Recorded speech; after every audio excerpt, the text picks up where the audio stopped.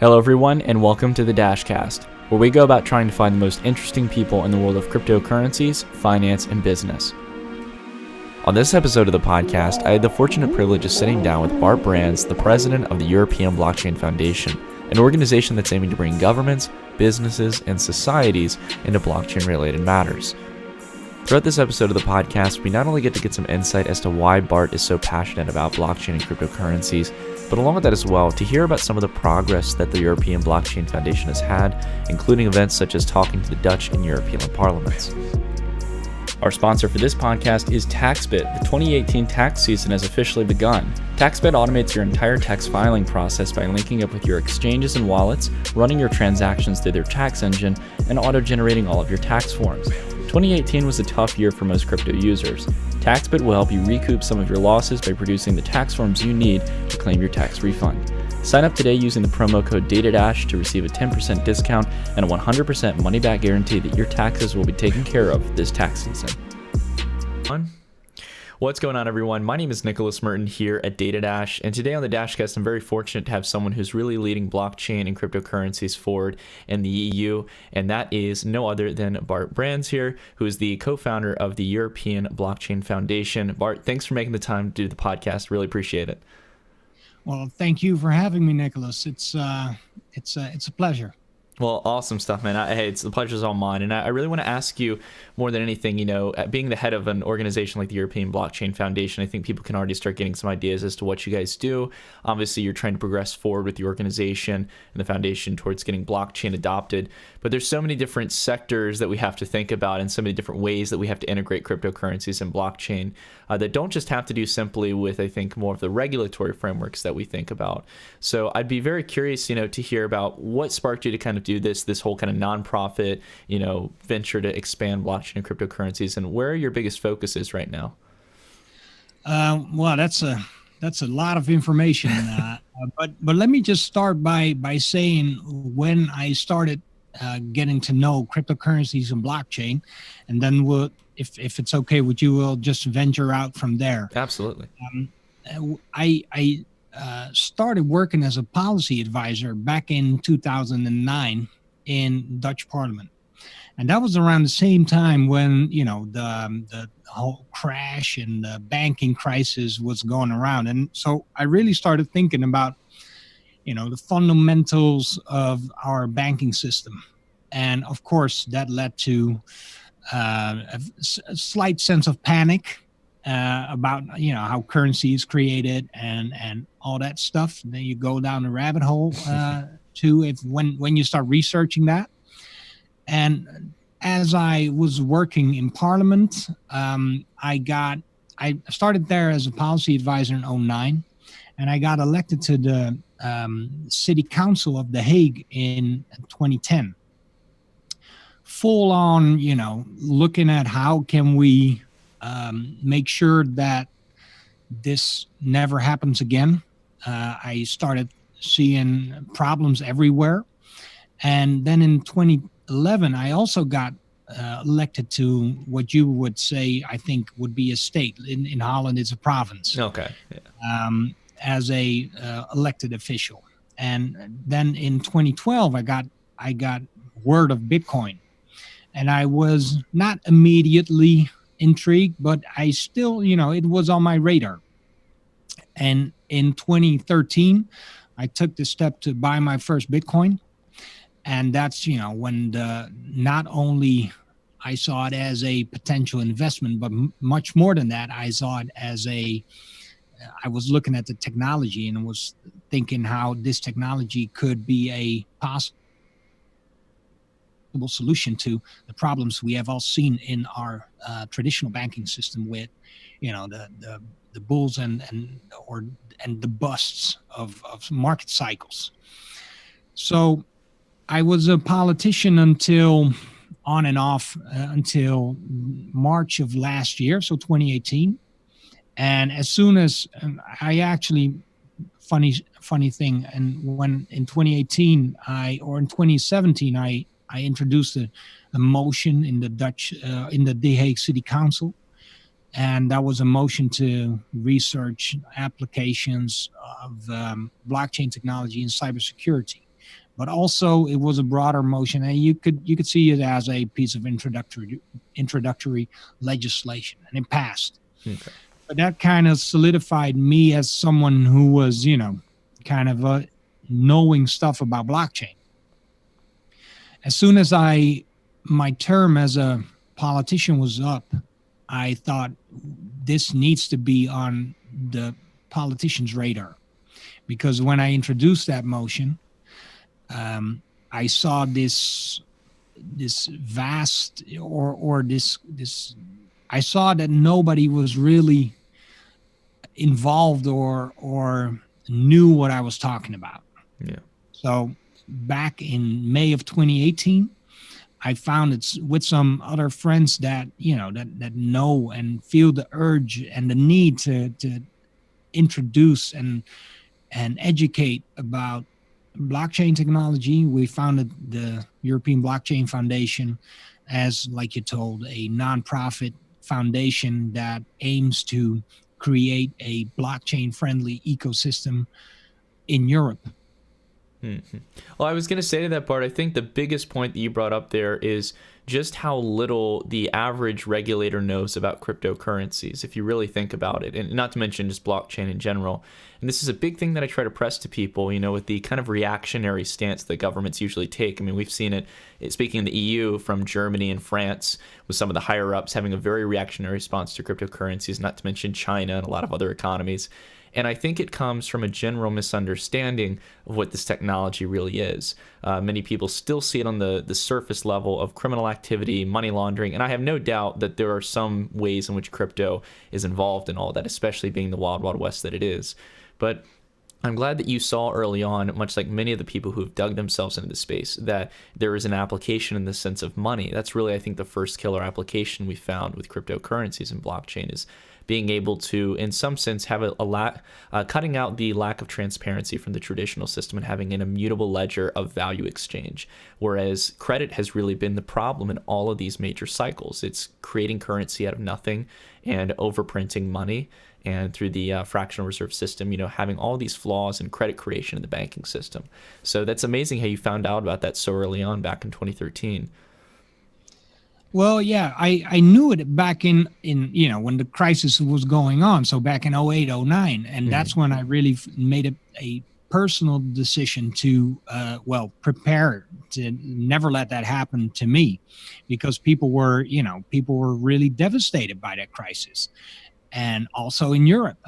And so I thought, well, how can I make sure this doesn't happen to first myself? And, well, I don't think you can go around cryptocurrencies, but also looking for broader solutions to some of these problems, blockchain technology. And, we had the same reactionary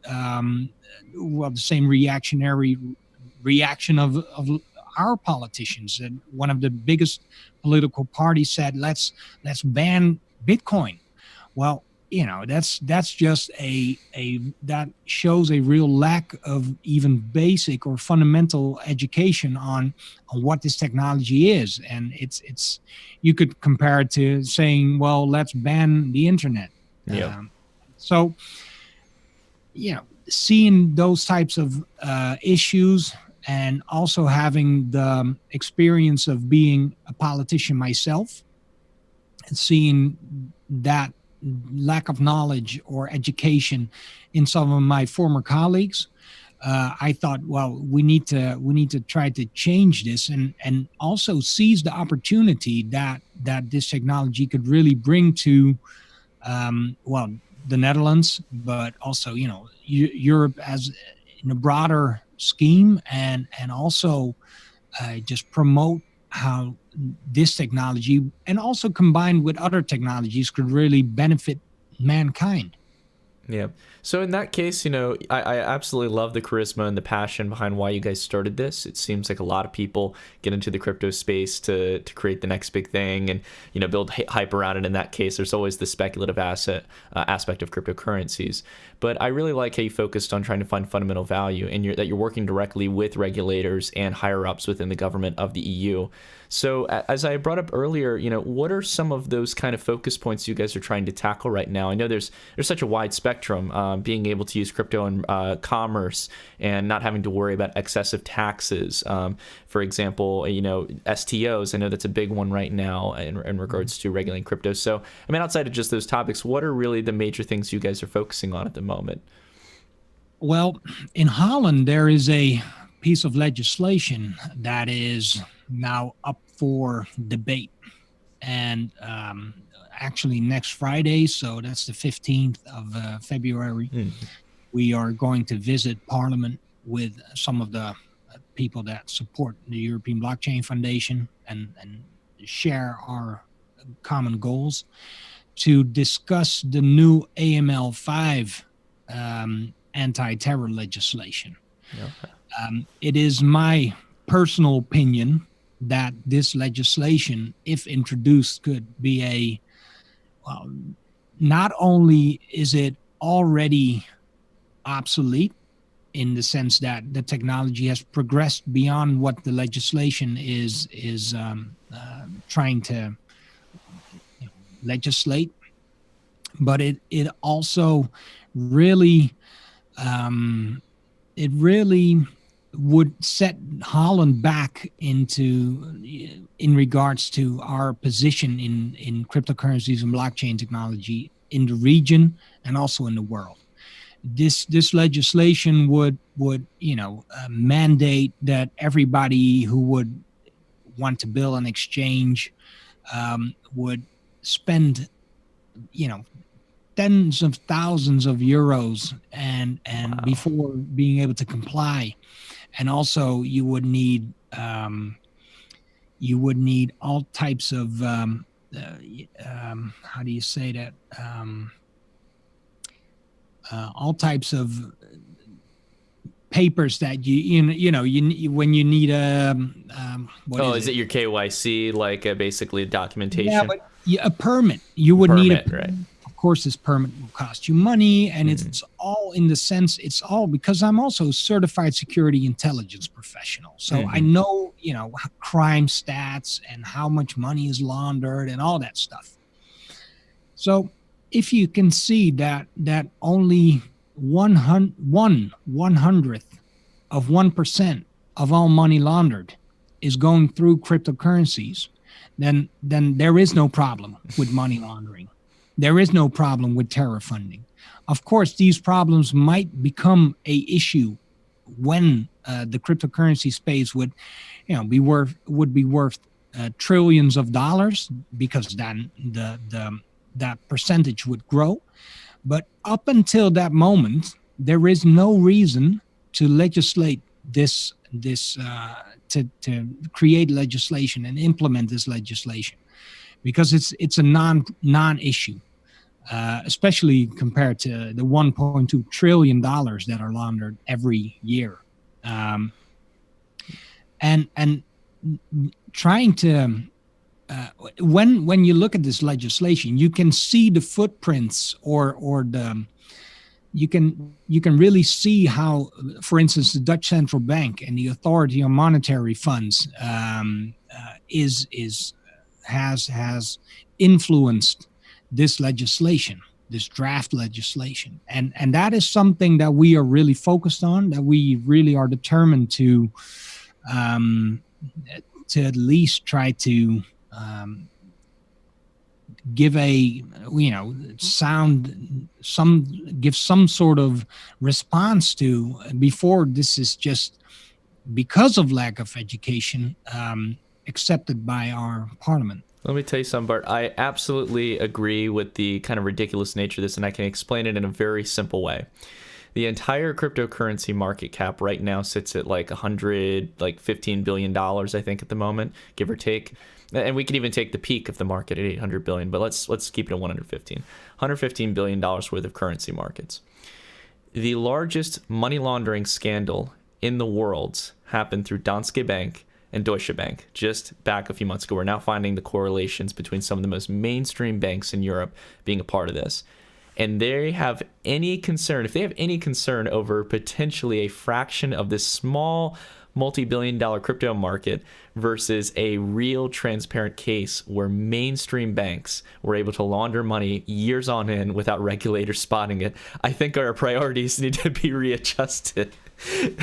Exactly. And it's really, and I really see it as a attempt of, for instance, the Dutch Central Bank to defend because I can totally understand what their motivation is, right? They have their interests and they're trying to safeguard those interests. Mm-hmm. And I completely understand it. But I feel that as a person, as someone who loves freedom, who would love to see some less government oversight in my personal life, I see this as a non-issue and as a way to try to really hold back the potential of this technology as a whole, because it, of course, the first application in which blockchain has really proved itself is Bitcoin. Yeah. So currency value transactions between two parties without third-party interference or regulatory oversight. And that's a brilliant application, but it has so much more potential. And to try to legislate into bankruptcy most of these smaller initiatives is just, it's just not the way to try to reap the possible rewards of what this technology can bring society and broader society. And that's, I think that's the core reason. And it's in our, it's in our founding documents that we really aim, our primary mission is to create a blockchain friendly ecosystem in Europe. And that means influencing legislation and regulation. And that's what we have been doing ever since we started. Yeah, well, I got to tell you, Bart, I think honestly you guys are on the right track. And I think, again, having that freedom of choice to use these things, it would be much better for governments as well, as we've seen with pretty much any kind of industry where governments try to excessively regulate or ban things that they usually they end up losing control and oversight. So it would be much better for them to actually integrate these systems. But as you mentioned, I think it's, not even viewing it in a very black and white way, meaning like a very stereotypical or one-sided view. Obviously, central banks do hold their interests, right? They hold their interests not only in getting people to perceive crypto as the real issue and the real threat right now, but also to just keep anything that might stay as a competition away from their power. Well, and just to respond on that, it's really interesting that I've talked to a couple politicians now since I've been because I'm the chairman of the foundation, and almost every politician I talk to gives me the three. Responds with the three things that I see coming from the central banking authority and the authority on monetary funds or financial markets. And that is money laundering, terror funding, dark web. And I always see those three things coming from the politicians that I talk to. So there is a real effort to try to feed these talking points to the politicians and that's kind of something that they are really interested in, or they have interest in keeping that image alive. So I think it's really necessary that there is a counter argument to mostly based on facts, statistics. To counter that argument and also show what detriment it would be to implement these careless regulations. Yeah, I mean, Bart, well, if there's a way that you find any minds out there that are willing to be changed, I'll make a trip out to Holland and I'll debate them with you because, I mean, you're very right. I mean, so for example, like these arguments have been in crypto for a while, and I've done a decent amount of research because I want to be fair. Like as much as I love crypto, it's not all sunshine and rainbows. There are problems with it, but you're right in the sense of like the same old arguments: terrorist funding. No terrorist organizations can use Bitcoin. Bitcoin's completely traceable. And along with that as well, when you're talking about drugs as well, it's not the preferred choice, especially Bitcoin. If you want to talk about crypto being used for criminal activities, maybe Monero, maybe some of the private cryptocurrencies. But with an immutable ledger like that, you're going to be giving yourself away if you've ever used an exchange in the process, unless it's newly minted Bitcoin. And then along with that as well, there was actually a study. I can't recall the name right now, the details, but maybe I'll provide it down below or something on a link. But I was watching an old debate with Richard Hart and one of these individuals who is actually debating against cryptocurrencies being used as currency. And he actually stated that volume on the dark web for crypto has dropped in nearly half since where it was back during the Silk Road. And that's as crypto valuations have skyrocketed. This is at the time where more people know about crypto. So I think it's killed off the argument. It's very similar to the transition we saw with the internet, whereas the first percentage of adopters in the internet, there was a decent group of individuals who might have been seen as hackers or criminals or people who were up to no good. And then as you expand the audience, the majority of the people who use the internet are just using it for cat images and videos, just to have a laugh and enjoy themselves. So I think we're going to see the same thing with crypto. And as you mentioned, kind of going backwards like that and just censoring a whole potential new technology from getting out there and improving the lives of people. I think it's simply just a power play. Yeah. I completely agree. I think it's really and it would just be a shame if we as a country and also as a continent would do this to ourselves, because there is no need to do it. That is the message that we always try to give to the legislators, and so just of course there might be some argument to implement some common sense legislation, but we're in such a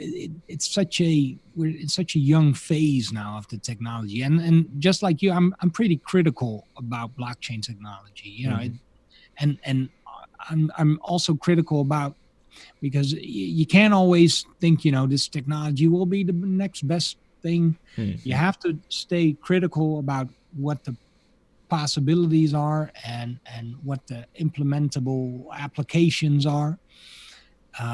So we have to, be real about blockchain. Absolutely.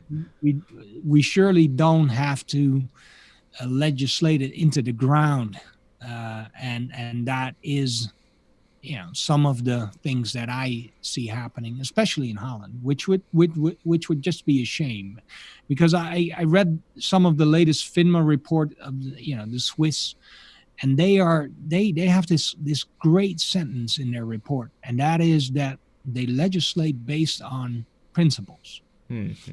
And these principles could be that you are innocent until proven guilty. So why should every transaction or every piece of your portfolio or whatever interests you have in small upcoming cryptocurrency or blockchain companies be opened up to the government to see how they can tax you to death? That is something. And also, like you said, I think some of this legislation that isn't even introduced is already obsolete, because with the private currencies, you can go through exchanges and still you wouldn't know who the owner of the coins are. Mm-hmm. And what also is one of the things that one of the this is blowback. You see, that's also a security term. Blowback.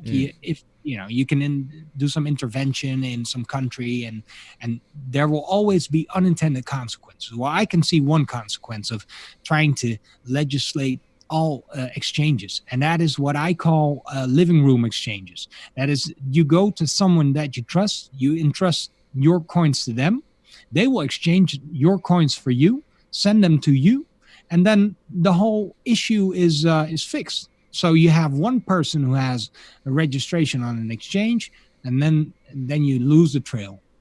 So that's one of the unintended, but totally, you can just see that happening right away as soon as this legislation passed, and then all the exchanges are left with permits that are essentially worthless, but still heaps of paperwork they have to go through and to be compliant.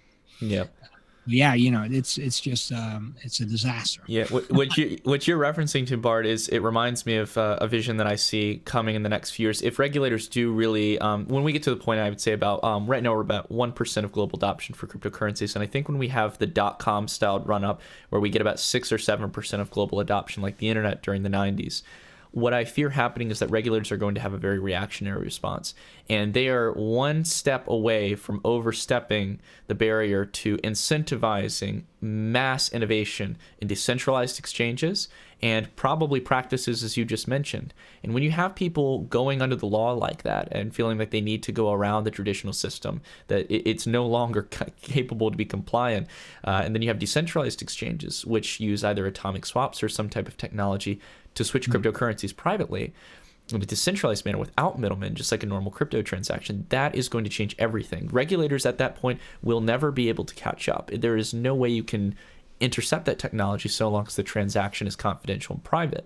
So that's what I fear in that sense. And I think, as you guys mentioned, I think what you guys are doing is really good, just trying to reach across the aisle and say, look, what we're trying to do right now is not even practical for the technology now. Let's see what we can do to have some sense of control. Because I'll be honest, I'm different than a lot of other people. I think a lot of regulators come from a decent set of heart, and they actually want to have a good middle approach to this. And that's happened a lot in the SEC. They haven't gone around shutting down every crypto exchange, but they've been focusing on the real big issue that I think all regulators should be focused on, which is a lot of the scams that are operated under ICOs. And it seems like, regulators have taken a decent approach in that case. And I hope the central banks, even though I think they're worried about losing a little bit of control, would take the same approach as well, especially the BIS and the IMF and organizations of that sort. Well, just a remark on the legislators that we talk to, there is no one that I've talked to that says, well, you're all terrorists and we need to ban it or something. So all these people are highly educated, really nice folks that are that have chosen a life of sometimes a life or a term of public service. Well, having had that same experience, I never did it for the money or for the power. I did it just because I wanted a better country or a better city. And so these folks are pretty much all of them are really nice. But sometimes you have someone who might be a lawyer, and then they are chosen by the public to be their representative, and then suddenly they have to have an opinion on cryptocurrencies. So that's something that they just don't know yet. So we really loved sharing our input, and we have some partners, and letting those people know. Because always when we visit Parliament or go to some politician or to the European Union, we always bring some of our partners and we let them interact with the politicians directly and say what's really on their mind and what they perceive as challenges, but also what they see as the opportunities, what the opportunities are. And then you can see a shift in the mindset or the approach that some politicians take when you confront them with these smaller companies that really want to change the world, for the better. Yeah, and speaking to that, Bart, working with a few different companies and people who sponsor the organization, I'm really curious. I saw something briefly on the website for the European Blockchain Foundation where you guys were not only just obviously working towards, cooperating with regulators and trying to push forward legislation, but you all were also purchasing towards kind of the passion that we share, I think, of using cryptocurrencies as money, and in that case, taking it in as income. And there was something about how you guys were pushing certain companies to actually start paying employees in crypto or offering that as a form of payment. Am I correct on that? Well, actually, that was when Back when I was when I was a politician myself, I asked our local council, the aldermen, to start offering the option of paying out civil servants in cryptocurrencies, because, well, if I think I have a deep distrust in our monetary system. We've had the euro now for, well, not even 20 years, 16 years or something. And you can really see on a European political level, you can see cracks, forming in the social structure of this union that we supposedly have. But this union is 28 and soon to be 27 countries that are vastly different in every way you can imagine. And it's so unlike, for example, the United States, that this union, I feel, and well, fear, but also prepare for, I think it's not going to last very long. Not as long as our currency, the guilder, for example, has. And I think I think diversifying into other things than your local currency is always a good way to. And I'm not an advisor, but I think it's always a good way to prepare for the worst and hope for the best. Yeah, I mean, honestly, I don't think it's too paranoid, to be worried about any fiat currency losing value, as dozens have either gone through hyperinflation or just simply lost respect or value over the past few years, really just completely diminishing any purchasing power from citizens. But along with that, as you mentioned, countries who are in the Eurozone now and are supporting the euro are definitely, I think, have got their eyes on some worries in regards to the geopolitical problems. And not to mention, as you mentioned, I think the biggest thing, I know a lot of people would probably think if someone is skeptical on the euro as a currency, that they care about what's going on right now. But I think, as you mentioned, these are simply cracks in a larger picture of the problem with the euro. And the euro is that it's something that is used as a currency for a variety of different economies. Like, as you mentioned, for example, when you go from one state in the United States to another, you will get some differences, but you won't have entirely different shifts in how their economies operate from one state to another. It is very vastly different in many European economies, and different economies as well, have different tracks of spending, abruptly past what they actually bring in revenue for taxes. And some of them have stronger and weaker economies and completely different cultures. And because of that, that's a very, thin line to put your currency on. So that's the one big criticism there. I mean, most currencies, much like many cryptocurrencies, have flaws, but I think that would probably be the biggest worry I have. And as you mentioned, it seems like those cracks are just continuing to build at the moment. Exactly. And, I think it's never wrong, or it's never, it's because it's not just me saying this stuff. We've had this crisis with Greece, for example.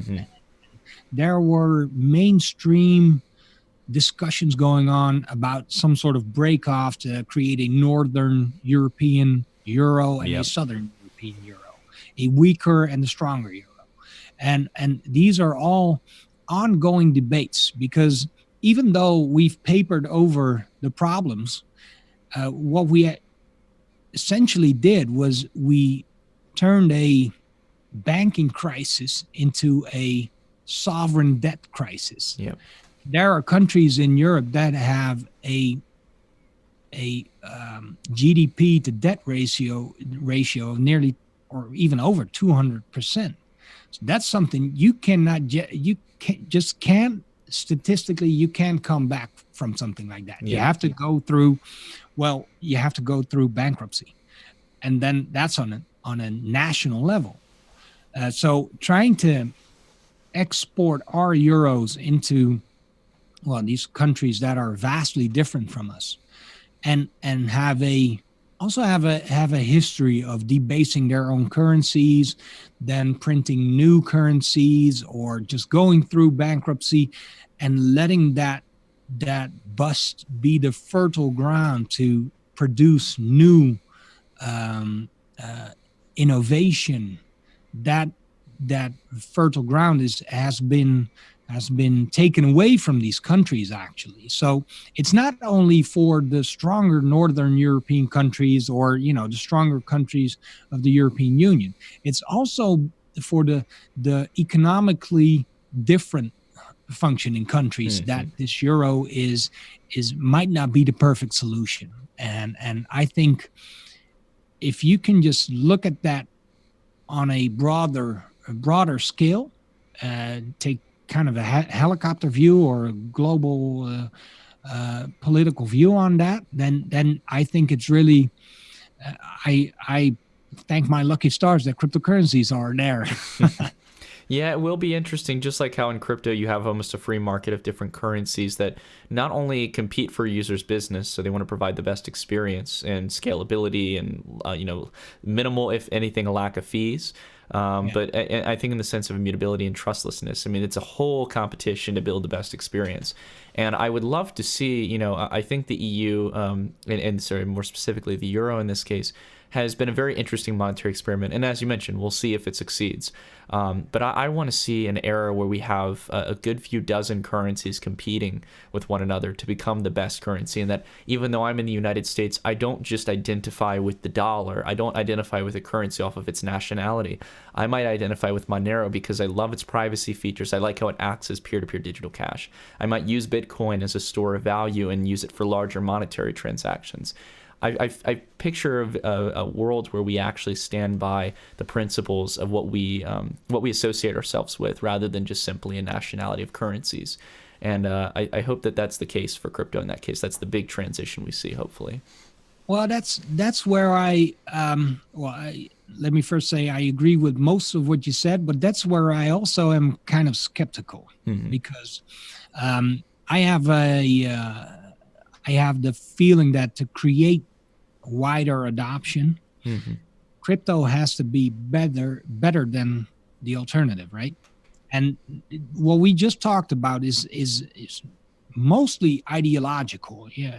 Thinking about our monetary system, and this is an ideological exercise, and that motivates me to choose something different than someone who has a different ideological motivation, to really create a practical adoption.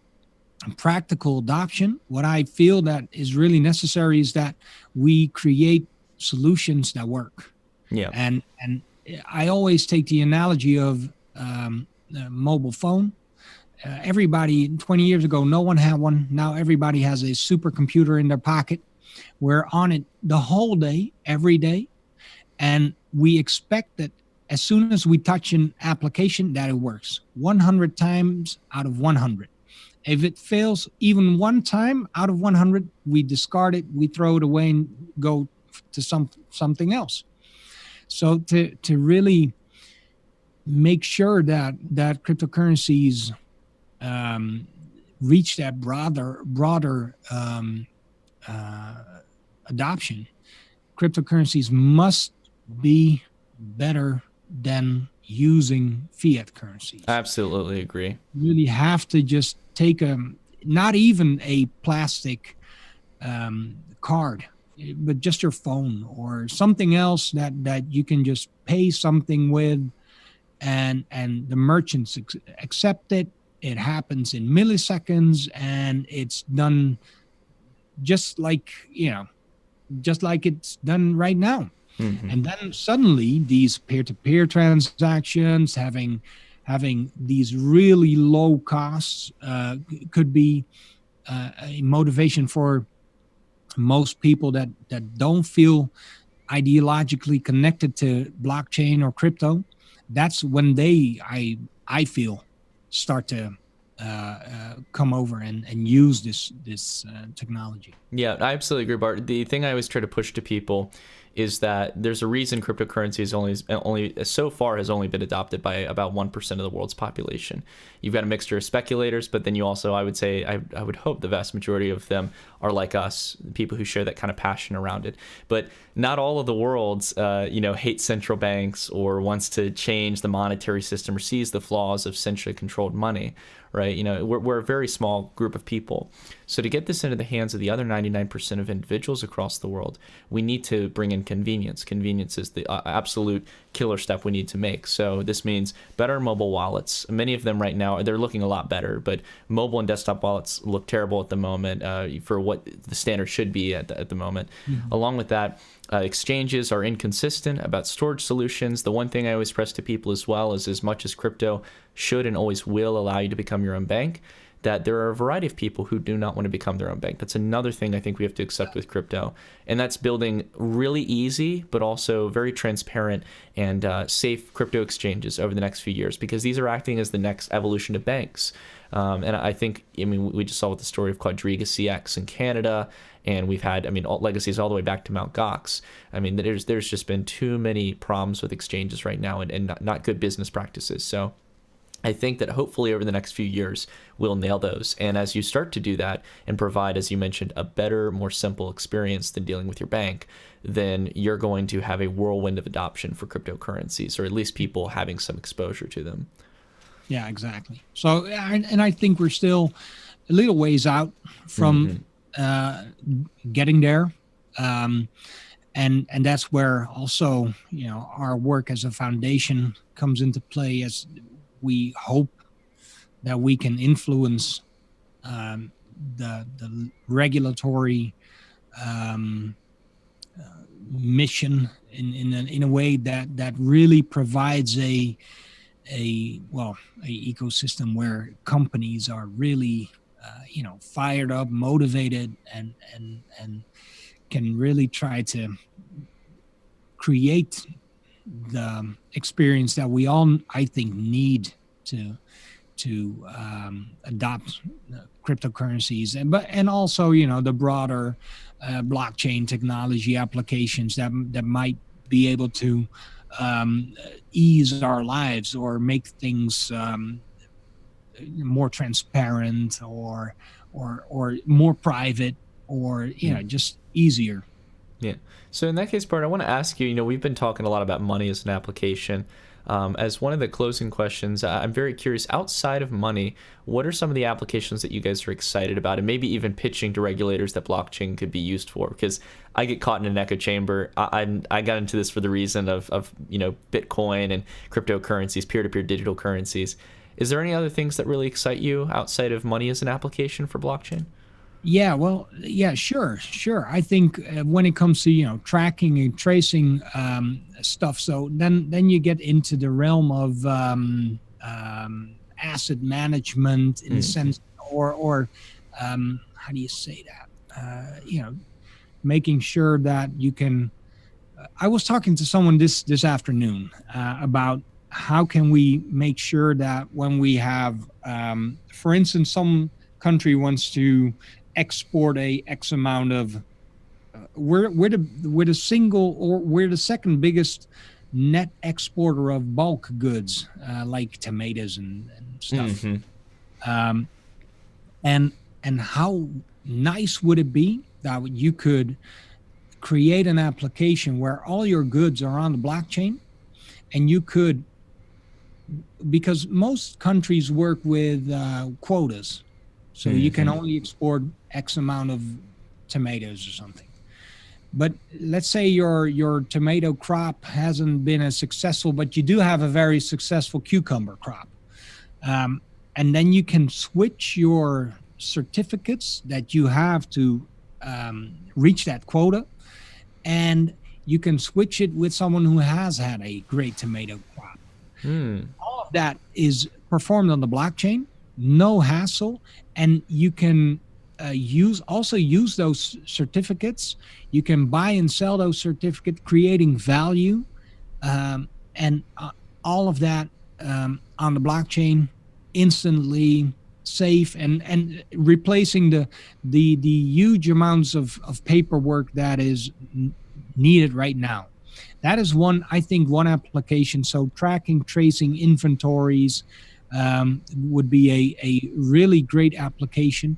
I also think in when you look at, for instance, the medical space, um, where files are often, sometimes it leads to really terrible situations, but there is a very large bureaucratic component to the medical space. And everywhere where bureaucracies are really expanding as you know in uncontrollable ways, that's where I think blockchain technology could really be an asset to removing that bureaucracy, and so that would also be might also be a in a sense where the government has documents.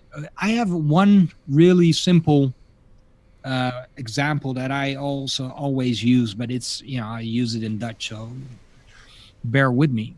You have a proof of residence in The Hague.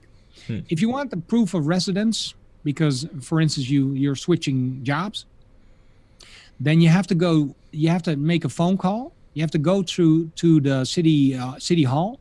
You have to sit and talk to someone. You have to pay 15 euros, and all you get is a proof that you live where you live. So that's a huge amount of bureaucracy just to have to attain a single piece of paper that proves that you live where you live. Well, how easy could it be to prove where you live just by typing in a private key, and then all your files are just there for you to see and to print that one piece of paper, because you have your own ledger in the blockchain of, for instance, a government. Mm-hmm. And you're the only one that can reach that information and alter that information. That would just, it would mean a devastation for our civil servants. The bureaucrats would all be fired, but that would just save us a lot of tax money as well. So, well, it reminds me very much the alley you were going down with having some way to be dealing in international business. It reminds me of the e-residency program from Estonia, or basically, it's similar to like your analogy with a private key. You can swipe a card somewhere and you go through like basically a 3 or 4 step stage of verification, and it's a way to show the whole world, I am this resident who I say I am. And I think that's a huge revolution. So I see your analogy there. I like that. And along with that as well, you mentioned supply chain logistics, or kind of being able to track assets. I 100% agree. I think in the management of when we do have to deal with third parties, having some kind of agreed upon ledger between, whether it be more private and permission, like between maybe say a dozen of the top asset managing companies, where you need a consensus met between those two companies on where assets are. I'd still feel much better about that than the current systems we have, where I'm trusting a third party and maybe their auditing firm to make sure everything's okay. Yeah. I think we have the big 4 auditing firms in Holland, and they're constantly, there are scandals surrounding these firms almost always. So when it comes to auditing, who audits the auditor? And so who trusts the one that is entrusted to make sure that everything is on the up and up? Blockchain is trust. So, and I don't have any problems with private blockchains. I wouldn't want everything. I'm a very private person. Yep. Even, I might be seen in this interview hundreds of thousands of times, but I try to keep most of myself and everything that I do private. So I would love to use private blockchains. Yeah, I mean, whether we're talking private in the sense of transactions just simply being, anonymous in a sense of the actors being anonymous who are doing transactions, or it being run like in a permission sense, where basically like the nodes that have authority on reaching consensus are simply 12 major corporations, say in the supply chain market in that case, or asset management. Either way, it will be an improvement to this technology, and I think we'll find that common ground. A lot of people argue private and public blockchains. They say, well, if you do it in a permission sense where there's 12 trusted companies, you're still trusting the same system. But It's much harder to corrupt when you have a good amount of participants in that system, even though they are trusted entities. And I think, like you mentioned, I'm kind of fine with both. It really depends. We'll see how the industries themselves adapt to it. And I think people in the future will find that really the one thing that they know they need decentralized trust in, and it's not going to be apparent now. I don't want to think too ideologically, but I think in the future, people, especially in developing and emerging markets who have gone through currency crises maybe once or twice in their life, will get the picture that money is really where they need to have complete decentralized trust in that case, or at least the highest level of lack of trust that they need. So I'm excited for it, and I'm excited to see the applications that come out of it. Me too. So, Bart, in summary here, I would definitely want to make sure that you guys have been doing a lot of work, and I want to make sure that people know how to read up on what you guys are doing and stay up to date with it. Is there any resources you want to point towards people to make sure they can keep up with the European Blockchain Foundation? Well, we have a website, and it's I have to put kind of a caveat on that because we try to stay up and actual with all our work, and we do that mostly through LinkedIn. It's a professional network, and it really works for us. We do have a website. It's still a work in progress because one, we're non-funded, so it's kind of a self-funded ideological mission, and two, it's our core mission is just going out there and talking to people that might be able to be of use to creating that eco-friendly, blockchain-friendly ecosystem. But our website is www.europeanblockchainfoundation.org. And you can email us at info@europeanblockchainfoundation.org. Pretty long email address, but I hope I can change it into or info@ebf.org soon. But for now, you have to use the whole word and all the words. And on the website, there are links to our Twitter, LinkedIn. So I think the website is the best way to reach us. Well, Bart, I appreciate you sharing all this and sharing the information as to what you guys are doing. I can't wait to see how you guys push forward with what you're doing in the European Union, and hopefully we'll start to see more positive words come out. It's been quite quiet there for a while in regards to some of the big announcements we got back in 2017. So hopefully, with the effort that you guys are putting forward, we might be able to see some positive change. I'll be happy, and